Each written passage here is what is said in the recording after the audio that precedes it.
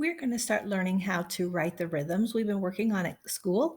But first, there are a few basics you need to know about how to write notes. Rule number one, notes have two parts. All notes have what we call a note head. That's the round part. Most notes have a note stem. Now, at school, some of you have told me that the rhythms I've shown you are upside down because the stem goes down. And I've told you, nope, that's not the case, and we would learn about that later. Well, whether the stem goes up or down depends on where the note head is on the music staff. So look at the top, you'll see a music staff, and it has 5 lines and 4 spaces. So where the note head is on the music staff determines whether it goes up or down. So if the note head is on that 3rd line or higher, the stem is going to go down.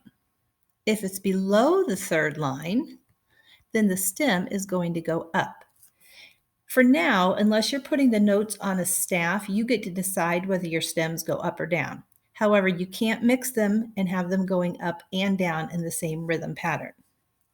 So now here we come to the next rule. Where to put the stem is important. When the stem goes up, it goes up on the right side of the note head, like a lowercase d. And when the stem goes down, it goes down on the left side, like a lowercase p.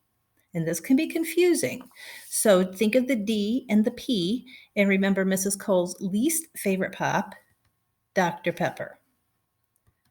Now you're going to need a sheet of paper and something to write with. So if you don't have those handy, stop the video and go get them, and then start it up again when you're ready. The notes at the top are tas. Ta, ta, ta, ta. They have black note heads colored in completely with no white or empty spots at all, no scribbles or half-colored areas. When you write a ta, you need to make sure you are filling in the note head completely and not leaving any open white spots. You do not want the note head of a ta looking like a donut with an open spot in the middle. There are notes that have open and white in the middle, but we are not learning how to write those today. Also remember that the stem is to come from the side of the note head, not from the middle, like the stick of a lollipop.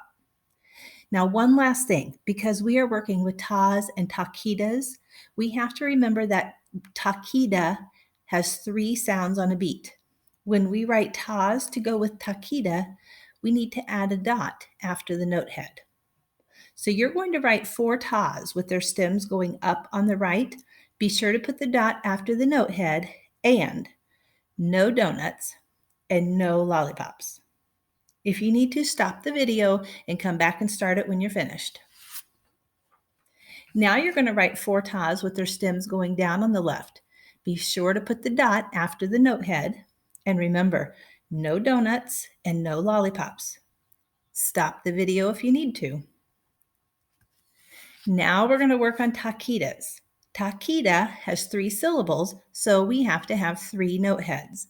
They also have to be connected with a beam to show that they belong together as one unit on one beat. And the same rules apply for the note heads and stems as they did for tas. They have to be colored in completely black with no donuts and no lollipops, with the stems going up on the right like a D or down on the left like a P. So write 4 sets of taquitas with their stems going up on the right. And remember, no donuts, no lollipops, and you want them to look like little D's. Stop the video if you need to. Now write 4 taquitas, sets of taquitas with their stems going down on the left. No donuts or lollipops, and this time you want them to look like little peas. Stop the video if you need to.